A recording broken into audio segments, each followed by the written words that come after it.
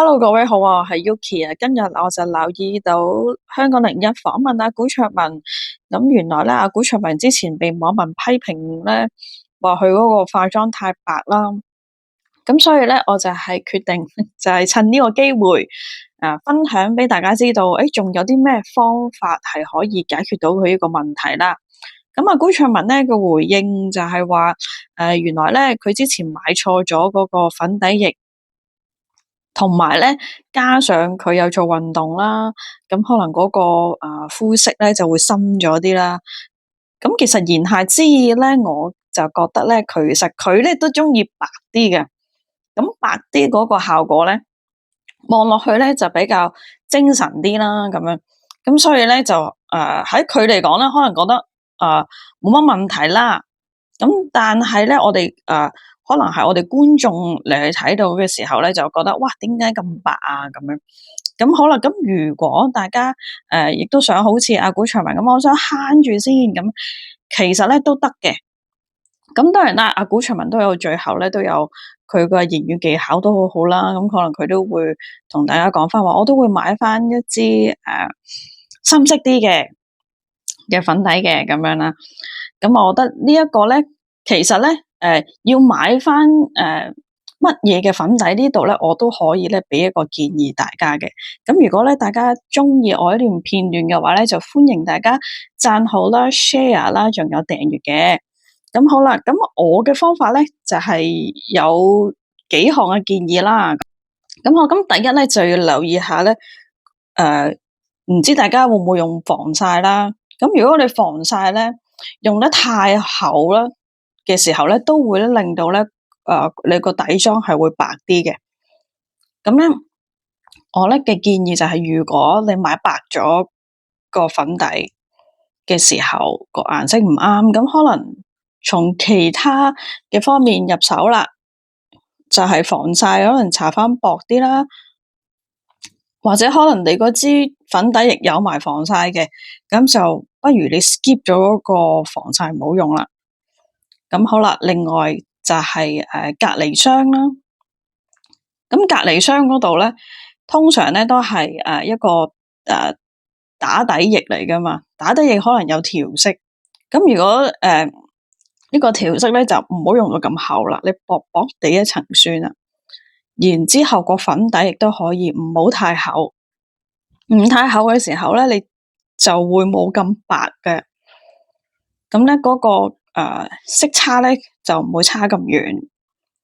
咁好啦，另外咁如果咧一啲化開妝嘅人咧，可能佢有一啲深色啲嘅修容嘅遮瑕嘅，即係可能係一啲啡色噶啦，咁可以咧 mix 埋一齊。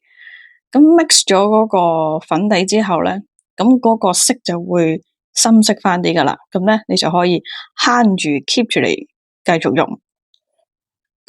咁另外啦，啱啱選咧就係講到咧話，如果係買多支粉底液咧，咁買咩粉底液好咧？咁咧就係買深2至3度顏色嘅粉底液。咁咧就係配合到淺色嗰支粉底液咧，其實可以做到唔同嘅效果嘅。咁淺色嘅粉底液咧就可以做光影啦，深色2、3度嗰支就可以做陰影啦。然之後深同淺 mix 埋一齊，要睇個比例啦。咁呢個要試啦。咁就可以調翻你嗰個膚色嘅。咁好啦，如果有陣時我做運動啊，跟住曬黑咗啊，咁咪如果你買嗰支深2、3度嘅色，係有機會你可能深咗色嘅時候，咪用翻深2、3度嗰個粉底色，可能係啱嘅。咁然之後啦，可能到你個膚色慢慢又再白翻嘅，咁咪可以調校翻咯，即係嗰個自由度咧就會大咗。咁咧，我覺得呢一個咧都係一個好嘅方法嚟嘅，買深2、3度嘅粉底嘅顏色啦。咁好啦，如果咧有一啲人係想預防，即係可能想 keep 得個妝容咗好啲咁樣，可能係會容易出汗啊，容易出油啊，溶妝啊咁樣，咁咧就可以咧再加埋粉嘅再去做一個補妝，再加粉，咁咧就係深色啲嘅腮紅粉啦，然之後咧就光影啦，再加多1至2層，咁咧就可以令到個妝容咧就會 keep 得耐啲噶啦。